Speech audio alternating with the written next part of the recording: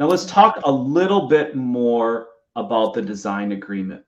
The design agreement would be done concurrently with the proposal preparation agreement.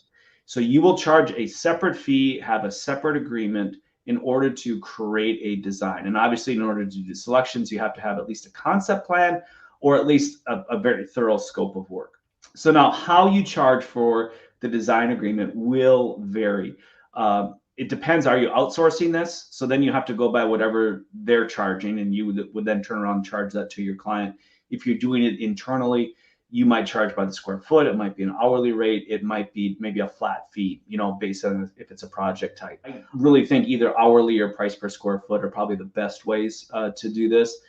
Most of my clients that work externally, like say with an architect, there would be a retainer that would be put down with that architect. The architect would charge X amount of dollars per hour or per square foot to design that plan. And then if that retainer runs out, another bill goes back to the lead to pay more money, and you keep going.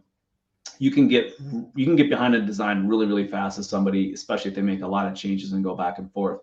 So that's why I do not like flat. I understand for smaller projects that might be the simplest way to do it, but for larger projects, definitely hourly or price per square foot, I think works a little bit better. Diana, any thoughts on that? Just thinking about what's my preference. I think square foot will work than hourly for me as a client. Yeah, and by square footage, you can charge two different square foot fees. You can charge a square foot price for a concept plan, which is just the basics. This is how it will look.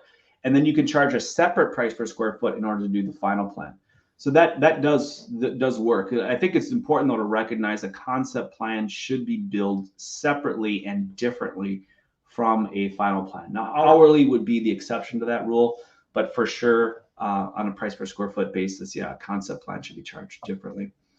Now, there's one key with this that I want to mention, is that trust and value must be established with the lead in order to make this work. If they don't trust you, they're not going to pay you any money. Because you know why? Your competitors will give them a free estimate. Competitors will do a lot of this work for free. And you know what? They know what their time is worth.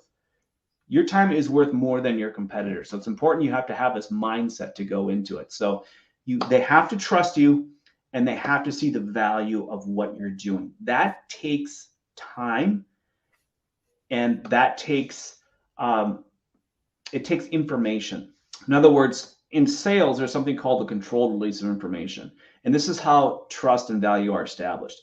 You want to slowly roll out information that establishes you as the local expert at whatever the project is to your lead over time. They have to look at you as an advisor, as an expert, because if they look at their accountant, their doctor, their financial planner, their attorney, planner or attorney, they look at them as advisors. And if they go to them with a question and they want to get an answer, they understand they have to pay money in order to get that answer. So that's how you want to essentially set yourself up. Any final thoughts, Diana, on this? Yeah, I think trust the process, trust the client, and then trust yourself. I think that's the key. Yeah, you are right. It's and trust is so important that you will never get started if they do not trust you. That's why it's really hard to take somebody who's ready, willing, and able. They have their plan set, maybe even have a scope of work, and they want to come to you to get a quote unquote, give me a bid. Tell me how much it's going to cost. They don't trust you. They look at you. Essentially they've commodified you, and all they want is a price. All you are worth is a low price to them. Why go through all of that work and time and hassle to provide a price for somebody that's already has an established relationship with someone else and is just using you to logically justify going with your competitor? Don't do it.